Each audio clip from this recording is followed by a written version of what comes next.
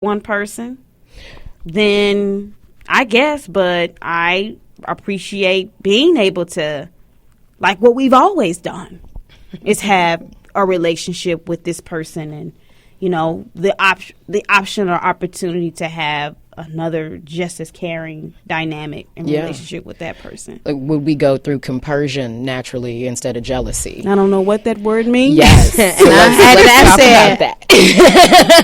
Look, spell it. We're not going to go there. You're not going to embarrass me on the air like that. But can we talk about, like, needs and how not... I mean, to your point, there are people who really want to be with one other person. We're not even talking about y'all. Okay. We're talking about people who clearly require more. And for some people, one person can't fulfill everything for them.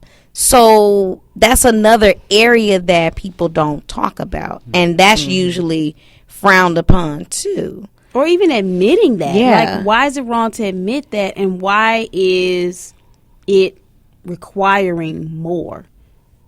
Like, is it just requiring clarity? I think you've brought up a lot of really great points, especially in the era that we're in. You've talked a lot about equalizing of gender and the way that those conversations unfold. I did. You did, yes. With the poly conversation, we're really looking at, like, there's been this boys club, and we're shaking up this boys club, and it's been historically present across cultures and societies throughout history. And it's like, okay, well, now that we're bringing conversation to the forefront and we're bringing opportunities for discussion to the forefront, we can't be ignorant about these things. Right. So you really did bring that to the conversation in a powerful way, and looking more so at just the way that these things can be more normalized. I mentioned the word compersion earlier. Yes. And that's one of those things where, like, okay, little bells go off because there's all these words, and, like, I am not poly, but I want to have this conversation because I found myself in those moments. Compersion is the emotional experience of being happy for and relating to your partner when they are happy with someone else. So instead of being jealous, instead of being insecure and feeling like you got to stop it, or, like, get in the middle or in between, it's like, oh, wow, I'm really happy for you that this is happening in your life, in your world. Like, this is a blessing. This is beautiful. And just allowing that to be. So having these things be more natural.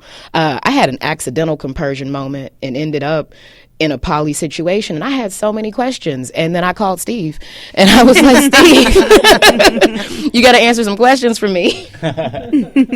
And one of them you answered so eloquently. You pointed out a distinction between, from my mind, the way I was thinking about it, between homosexuality and polyamory. And do you remember that conversation? I don't. Please remind me. Okay. So, really what you said was, like, people are born homosexual. Like, you're born with your sexuality, your gender identity. And would you like to continue elaborating on that point?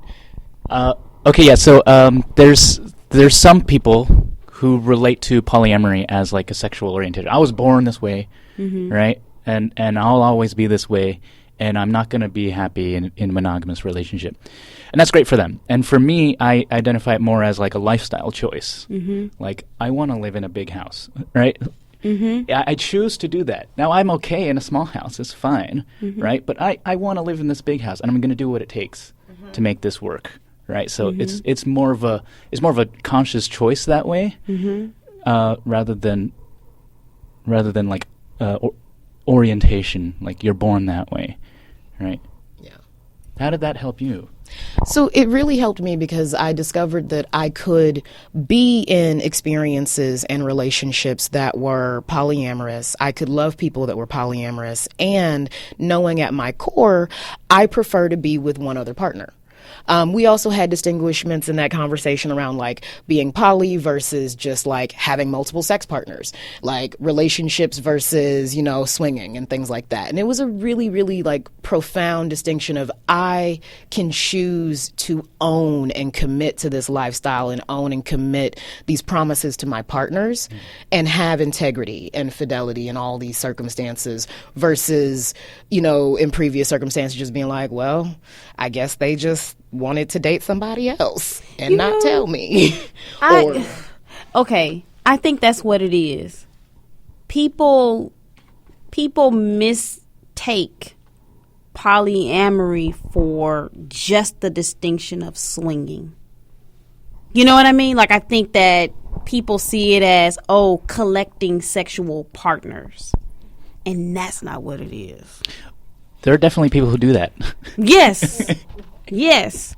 But in the context of just the swinging part, like, when I hear swinging, I think about something completely different. And when I just heard you say it, I was like, that's why people say some of the things that they say. Because I'm like, if you really, at least if you understood what I envision, it's not that at all. And I don't even have a judgment on that. I'm just saying that's not what it is as a distinction. Absolutely. So just kind of getting a feel for everything that's going on here. So, Steve, I would like for you to... Well, the feel that we do have, that we need to acknowledge, is that we have about 2 minutes. There we go. So, Steve, I would like for you to take an opportunity to share with the audience about your coaching practice, how they can reach out and find you, and, like, what it is that you do currently.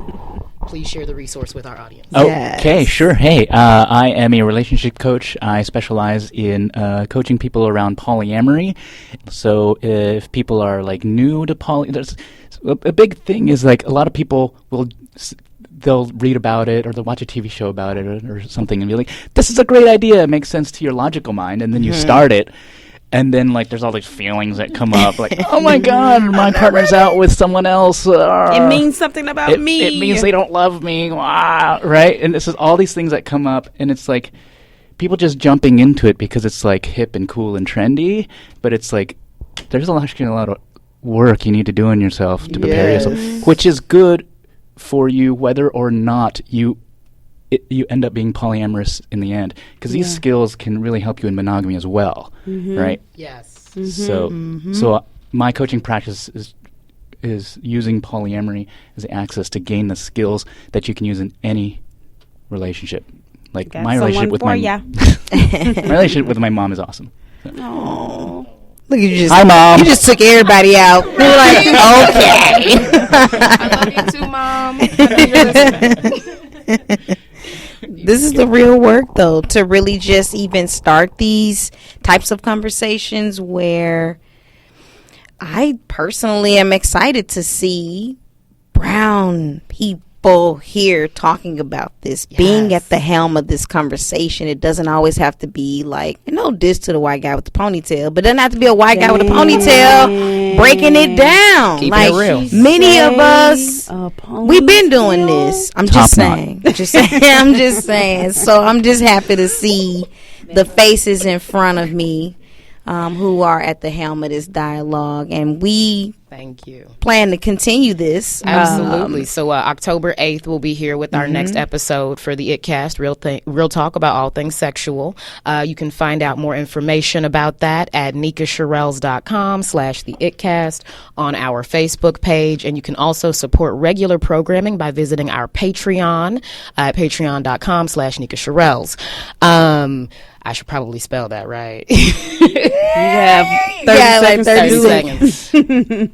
NIKACHERRELLE''S. Okay. Thank you, Steve. Can you shout your website? Oh, CoachSteveYang.com.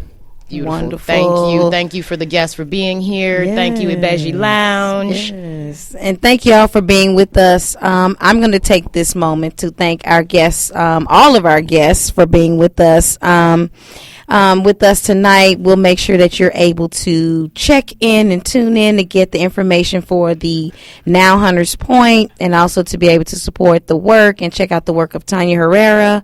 The next voice you will hear is Mr. Terry Collins with the Spirit of Joe Rudolph, and I feel like somebody in front of me wanted to say something really quick. No? Got it. Love y'all. Thank y'all. Don't shut that down on the polyamory. Be open. Be honest. Be loving. We'll see y'all next week inside the Ibeji Lounge with Melonie and Melorra Green. Thank you. Thank y'all.